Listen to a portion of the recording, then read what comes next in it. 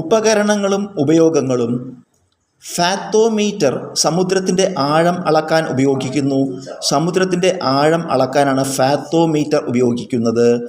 Barometer അന്തരീക്ഷമർദ്ദം അളക്കാൻ ഉപയോഗിക്കുന്നു. അന്തരീക്ഷമർദ്ദം അളക്കാനാണ് barometer ഉപയോഗിക്കുന്നത്. അനിമോമീറ്റർ കാറ്റിൻ്റെ വേഗം അളക്കാൻ ഉപയോഗിക്കുന്നു.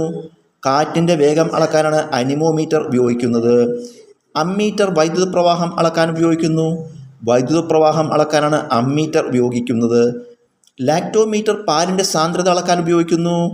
പാലിൻ്റെ സാന്ദ്രത അളക്കാനാണ് ലാക്ടോമീറ്റർ ഉപയോഗിക്കുന്നത്. ഓഡിയോമീറ്റർ ശബ്ദത്തിൻ്റെ തീവ്രത അളക്കാൻ ഉപയോഗിക്കുന്നു. ശബ്ദത്തിൻ്റെ തീവ്രത അളക്കാനാണ് ഓഡിയോമീറ്റർ ഉപയോഗിക്കുന്നത്. ഓം മീറ്റർ വൈദ്യുത പ്രതിരോധം അളക്കാൻ ഉപയോഗിക്കുന്നു. വൈദ്യുത പ്രതിരോധം അളക്കാനാണ് ഓം മീറ്റർ ഉപയോഗിക്കുന്നത്. സക്കാരിമീറ്റർ ലായനിയിലെ പഞ്ചസാരയുടെ അളവ് നിർണ്ണയിക്കാനാണ് ഉപയോഗിക്കുന്നത്.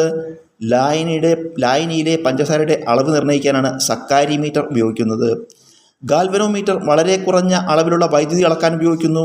വളരെ കുറഞ്ഞ അളവിലുള്ള വൈദ്യുതി അളക്കാനാണ് ഗാൽവനോമീറ്റർ ഉപയോഗിക്കുന്നത്. സീസ്മോമീറ്റർ ഭൂചലനം അളക്കാൻ ഉപയോഗിക്കുന്നു. ഭൂചലനം അളക്കാനാണ് സീസ്മോമീറ്റർ ഉപയോഗിക്കുന്നത്.